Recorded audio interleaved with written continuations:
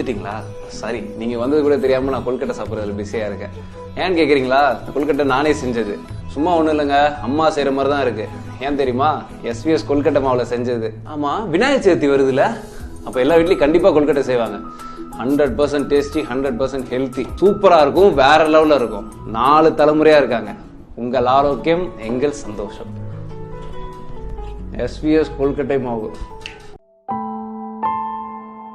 Hi விவாஸ், SVS கொல்கட்டை மாவுல பால் கொல்கட்டை செய்ய போறேன். வாங்க வீடியோக்குள்ள போகலாம். 1/2 கிலோ எஸ்விஎஸ் கொல்கட்டை மாவு கடையில வாங்கும் போது கொல்கட்டை ஆச்சு அன்பளிப்பா கொடுக்கறாங்க. மறக்காம கேட்டு வாங்கிக்கோங்க. பால் கொல்கட்டை செய்ய தேவையான பொருட்கள்: எஸ்விஎஸ் கொல்கட்டை மாவு 1 கப், பால் 1 கப் எடுத்திருக்கிறேன், 3 ஸ்பூன் நெய், ஏலக்காய் பொடியாக்கி வச்சிருக்கிறேன், தேவையான அளவு சீனி, ஒரு பவுல் எடுத்திருக்கிறேன். எஸ்விஎஸ் கொல்கட்டை மாவு 1 கப் உள்ள போடுறேன். தேவையான அளவு உப்பு சேர்த்துக்கிடுறேன். கொஞ்சமா சூடான வெண்ணெய் ஊத்துறேன். எப்பவுமே கொல்கட்டை இடியப்பம் பிடிக்கும் போது வெண்ணில தான் பிணையணும், அப்பதான் சாஃப்டா இருக்கும். நகை சூட்டுல பிணைஞ்சாதான் சூப்பரா வரும். கொஞ்சம் கொஞ்சமா வெண்ணெய் விட்டு நல்லா பிணையுங்க.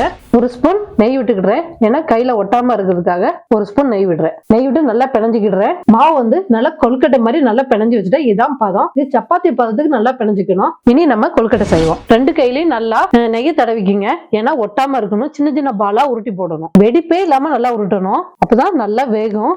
சின்ன சின்ன பாலா உருட்டிக்கிடுங்க. ரொம்ப பெருசா விடாதீங்க, பொறுமையா இருந்து உருட்டுங்க. அழகா சின்ன சின்ன உருண்டைகளா கொல்கட்டை உருட்டி வச்சிருக்கிறேன். ஸ்டவ் ஆன் பண்ணிக்கிறேன். ஒரு பாத்திரத்தை வச்சிருக்கிறேன். 1.5 கிளாஸ் தண்ணி ஊத்திருக்கேன். தண்ணி நல்லா கொதிக்கட்டும். தண்ணி நல்லா கொதிச்சிருச்சு. உருட்டி வச்சிருக்க கொல்கட்டைய நான் உள்ள போடுறேன்.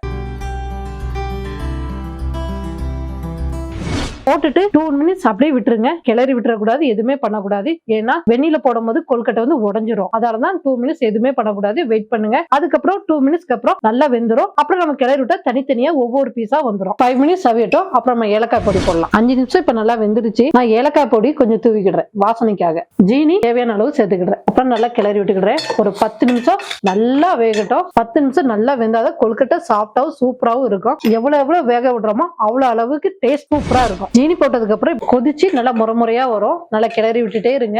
நல்லா 10 நிமிஷம் கொல்கட்டை அவிக்கணும். கொல்கட்டையை கிளறி விடும் போது ஏலக்காய் போட்டிருக்கிறதால நல்லா வாசனையா சூப்பரா இருக்கு. 10 நிமிஷம் ஆயிருச்சு. 1 கப் பால் ஊத்துறேன். பால் பொங்கும், கிளறி விட்டுட்டே இருக்கணும். நல்லா 5 நிமிடம் பால்ல கொதிக்க விடணும். அப்பதான் பால் கொட்டை சூப்பரா வரும். பாருங்க, பால் எல்லாம் நல்லா வத்தி கட்டியா அழகா பால் கொல்கட்டை ரெடி ஆயிடுச்சு.